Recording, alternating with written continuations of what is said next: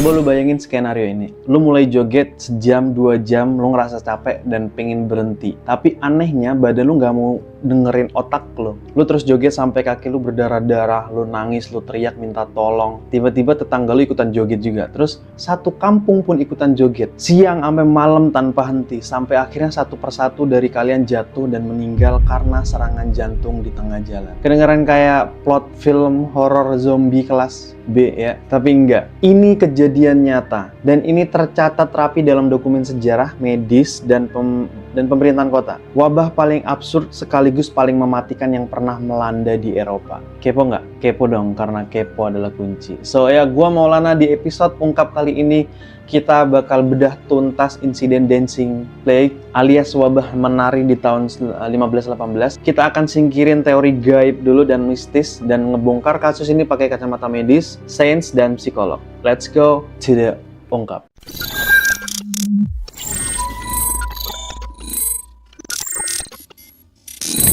Biar logikanya dapat, kita tarik mundur dulu waktu bulan Juli tahun 1518 di sebuah kota bernama Strasbourg, wilayah Kekaisaran Romawi Suci, sekarang bagian dari Prancis. Semuanya dimulai dari satu ibu-ibu ini bernama Frau Trovea. Satu pagi tanpa alasan yang jelas, si ibu Trovea ini keluar rumah, jalan ke tengah alun-alun kota dan mulai nari. Nggak ada musik, nggak ada hajatan, dia nari gitu aja. Aneh nggak? Awalnya orang-orang ngira dia cuma lagi cari sensasi atau mungkin kurang waras ya. Tapi masalahnya dia nggak berhenti cuy. Serem. Dia nari terus sampai pingsan karena kecapean. Pas sadar, dia bangun. Nari lagi. Ini kejadian berlangsung berhari-hari. Dan bagian gilanya dimulai di sini. Sekitar seminggu kemudian, 34 orang tiba-tiba ikutan gabung nari juga bareng dia. Dalam waktu sebulan jumlahnya meledak jadi 400 orang. Ratusan orang menari tanpa henti di jalanan kota. Kaki mereka udah mulai hancur, tulang rusuk banyak yang patah, dehidrasi parah. Laporan sejarah nyebutin di puncak wabah ini ada belasan orang yang mati setiap harinya karena serangan jantung dan stroke. Akibat ya kelelahan coy, lelah ekstrim. Bayangin wabah mematikan tapi bentuknya kayak flash mob. Lu tau flash mob kan yang nari bareng-bareng begitu? Sekarang jadi konten. Dulu ini wabah. So terus pemerintah kota ngapain dong? Nah, ini bukti nyata kalau kadang birokrasi dan ketidaktahuan itu lebih bahaya daripada wabahnya sendiri. Dewan kota dan para dokter pada masa itu berkumpul. Mereka nyimpulin kalau ini adalah penyakit. Penyakit apa? Penyakit darah panas atau hot blood. Menurut logika medis di abad ke-16 yang masih ngaco, cara nyembuhin penyakit ini adalah dengan membiarkan korbannya nari terus sampai penyakitnya keluar dari badan mereka. Gila dong, capek nggak sih? Jadi bukannya disuruh istirahat atau diikat gitu, pemerintahan kota malah bangunin panggung kayu raksasa di tengah pasar. Nggak cuma itu, mereka literally nyewa musisi juga, pemain trompet, dan penabuh drum profesional buat ngiringin mereka nari siang sampai malam. Logikanya mereka mikir, biar cepet sembuh, kita kasih musik biar mereka nari sepuasnya. What the hell is this? Hasilnya tentu aja makin chaos. Bro, orang-orang sehat ngelihat keramaian malah jadi tersugesti dan akhirnya ikutan masuk ke pusat tarian itu. Solusi pemerintah yang niatnya ngobatin malah berubah jadi bensin yang disiram ke api, makin membludak. Aneh, tapi serem. Nah sekarang kita bedah pakai data dan sains modern. Kenapa ratusan orang bisa kehilangan kendali atas badannya sendiri? Nah, sains punya dua jawaban utama dan dua-duanya sangat empiris.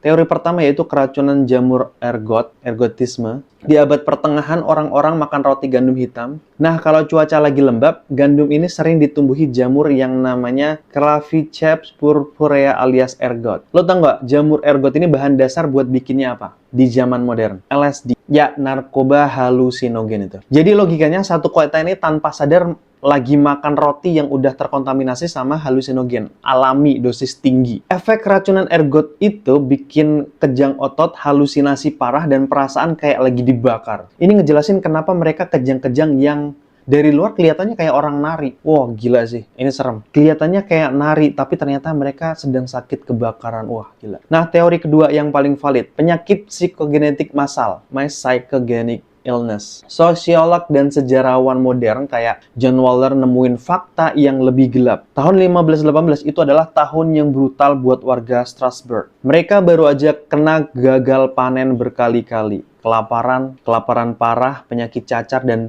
pajak yang mencekik. Tingkat stres dan depresi mereka udah nyentuh level maksimal, coy. Manusia tuh punya limitnya nggak sih? Ketika beban mental suatu populasi udah nggak bisa ditahan lagi, otak bisa ngalamin malfungsi kolektif. Mereka masuk ke status trance atau kesurupan massal di bawah alam sadar sebagai bentuk pelarian ekstrim dari penderitaan. Histeria ini menular lewat sugesti psikolog. Lo ngeliat orang nari, otak lo yang udah stres berat, anggap itu sebagai cara melepas beban. Dan akhirnya tubuh lo refleks ikutan juga. Wah, dengar cerita ini kita mungkin gampang mikir kayak, itu kan orang zaman dulu, masih pada bodoh dan percaya tahayul. Come on guys, let's be humble. Kalau kita lihat secara objektif, apakah histeria massal kayak gini bener-bener udah hilang di zaman modern? Mungkin wujudnya bukan joget sampai mati di jalan, tapi coba lihat fenomena cancel culture massal di Twitter, trend challenge TikTok yang bahayain nyawa, atau kasus panik buying tisu toilet waktu awal pandemi kemarin, masker. Itu semua adalah bentuk modifikasi dari penyakit psikogenik massal. Ketika ketakutan, stres, dan algoritma media sosial nyampur jadi satu, manusia zaman sekarang pun bisa kehilangan logika individualnya dan bergerak kayak zombie ngikutin massa. So, jadi apa insight yang bisa kita ambil dari peristiwa gila 500 tahun yang lalu ini? Sains dan sejarah ngajarin kita bahwa kesehatan mental secara kolektif itu sama pentingnya sama kesehatan fisik. Wabah menari di 1518 adalah bukti empiris bahwa kalau masyarakat ditekan dengan kemiskinan, kelaparan, dan keputusasaan, otak manusia bakal nyari cara sendiri buat rusak mungkin. Buat kita yang hidup di era Gen Z yang serba cepat ini, forward looking-nya adalah kita harus punya filter mental yang kuat. Jangan gampang kesedot sama kepanikan massal di internet. Ya berhenti sejenak, ambil napas, pakai logika lo, pikirkan secara logika. Jangan sampai kita jadi penari tanpa sadar di panggung yang dibikin sama algoritma. Oke guys.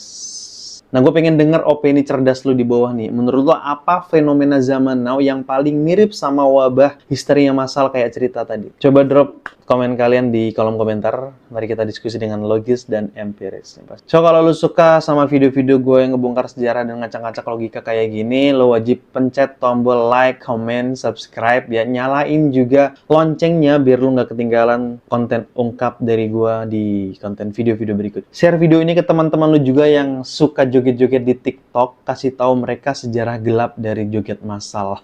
So guys, itu aja mungkin dari gue Bulan Maulana. Stay humble dan tetap waras di tengah dunia yang makin gila ini coy. So, thanks a lot for watching. Don't forget to like, comment, and subscribe. See you in the next video and ciao!